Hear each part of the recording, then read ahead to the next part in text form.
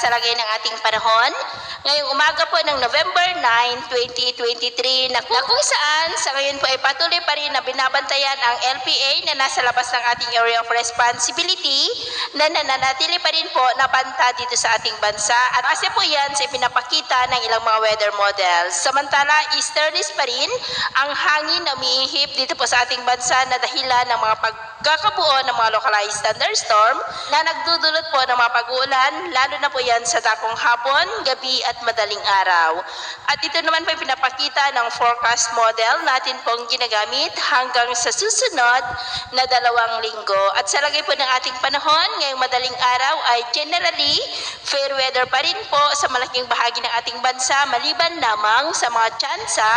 ng mga isolated rains sa ilang bahagi ng Quezon, Bicol Region, Palawan, Samar Provinces, Davao Region, Aklan at ilang bahagi ng Capiz. At mamaya ay sisikat pa rin ng araw sa malaking bahagi ng ating bansa maliban lamang sa mga tsansa ng maulap na kalangitan na may mga pulupulong pagulan sa ilang bahagi pa rin ng Quezon, Southern Luzon at ilang bahagi ng Panay Island, Eastern Samar at dyan po sa ilang bahagi ng Davao Oriental.